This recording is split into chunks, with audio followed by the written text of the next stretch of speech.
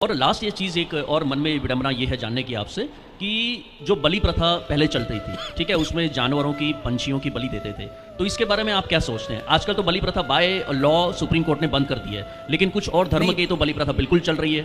बलि देने का हमारे वेद पुराणों में कहीं जिक्र नहीं है। अच्छा, हमारे यहाँ बलि का मतलब क्या होता है? राजा बलि के जैसा दान को बलिदान। देखो होता क्या है ना, लोगों ने शब्दों की परिभाषाएं बदल दी, अर्थ का अनर्थ कर दिया। बलिदान का अर्थ होता है राजा बलि जिन्होंने वामन भगवान की सेवा की थी, 3 भूमि, आप जानते हैं राजा बलि को। लेकिन महाराज जी वैसे हमारे इतिहास में देखें, हम बता रहे हैं, बलि के जैसे दान को बलिदान, सर्वस्व दान कर देना। और जहां जहां बलिदान की बात है वहां वहां हमारे यहाँ नारियल तोड़ना और कद्दू, जब कोई अनुष्ठान ब्राह्मण कराते हैं तो जो ये वाला कद्दू होता है ना, जिसका पेठा बनता है, इस कद्दू को काट करके ये मान लिया जाता है कि ये बलिदान है। वैसे यहाँ राजपूत समाज के कुछ लोग बैठे होंगे, मैं जात पात में नहीं मानता हूँ, लेकिन जैसे समाज की बात हो रही है तो राजपूत समाज को शायद पता ही होगा कि जब भी युद्ध होते थे तब पहले भैंस की या पाड़े की बलि दी जाती थी, तो ये चीज़ भी होती थी, ये तो हम ना नहीं बोल सकते भाई। होती तो देखो, आज भी आप बिहार चले जाइए, बिहार में आज भी कुछ जगह पर, भारत में बहुत सारी जगह हैं जहां आज भी बलि चढ़ती है, बकरे की बलि चढ़ती है। तो वो गलत है ना? गलत है। अब जैसे आप समझिए, हमारे भारत में एक मंदिर है कामाख्या माता जी बिल्कुल, आसाम में। हाँ, वहाँ पे भी बलि चढ़ाते हैं। बिल्कुल। यहाँ बंगाल की राजधानी, वहाँ भी एक माता जी का मंदिर है, काली माता। वो बलि इसलिए चढ़ाते हैं क्योंकि वहाँ पे तांत्रिक लोग होते हैं। अच्छा। वो तंत्र विद्या को सिद्ध करने के लिए, उनकी सिद्धि तब, जैसे आपने रामायण में एक प्रसंग सुना होगा कि जब राम जी ने अटैक किया रावण पर, तो मेघनाथ ने गुप्त ढंग से एक देवी की उपासना की थी, जिसके बारे में विभीषण जी ने लक्ष्मण जी को बताया, लक्ष्मण जी ने उस यज्ञ को उसके, तो वो जो तांत्रिक होते हैं, तंत्र विद्या, तो वह तंत्र विद्या को सिद्ध करने के लिए बलि देनी ही पड़ती है। अच्छा। पर उसमें बलि का विधान अपने अंगूठा का 1 बूंद रक्त डाल देने का है, पर 1 बूंद अंगूठा का कौन चढ़ाए? तो बकरे को काटने। देखो अर्थ का अनर्थ होता चला गया। जैसे हमारे देश में कहीं भी ये विधान नहीं। हमारे यहाँ देखो, वेद का पहला वचन क्या है? अहिंसा ही परमो धर्मः। जी, यहाँ से वेद शुरू होता है। बिल्कुल। जो अहिंसा ही परमो धर्मः की बात करता है, वो भैंस और बकरे की बलि चढ़ाएगा क्यों?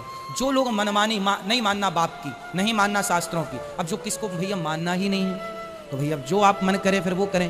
क्योंकि कुछ राजा ऐसे हुए हैं जो अपने बाप को मार के राजा हो गए। जी, तो फिर ऐसे राजा तो मनमानी ही करेंगे ना, तो ये मनमाना ही आया है। अब जैसे हमारे देश में सती प्रथा हमारे देश में कहीं नहीं थी, बिल्कुल नहीं थी। जैसे भगवान राम की माँ कौशल्या जी, वह सती नहीं हुई, लेकिन फिर भी आरोप थोप दिया जाता है कि सती प्रथा कुछ राजाओं ने मनमानी की, जो नारियां विधवा हो गईं, ना चाह करके भी उसको चिता में जबरदस्ती जलाया। ये क्या हुआ? मनमानी हो गई। फिर राजा राम मोहन राय जी ने इसका विरोध किया जी, तो ये परंपराएं बंद हुई। ये परंपराएं, अब आप कोई कहे कि आपके वेद पुराणों में तो सती प्रथा थी, नहीं जी, कहीं नहीं लिखा।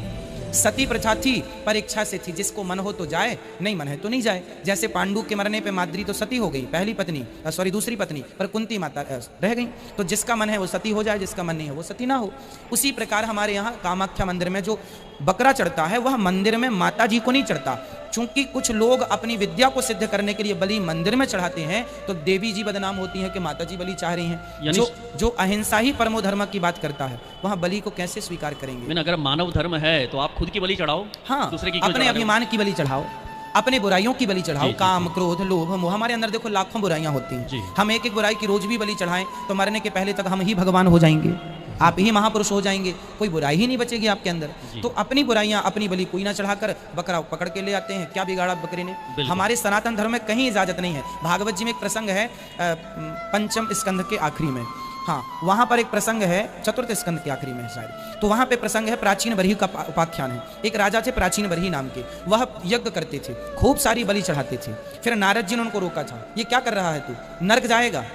नारद जी ने रोका है पशुओं की बलि चढ़ाने। प्राचीन बरही भागवत जी का प्रसंग है।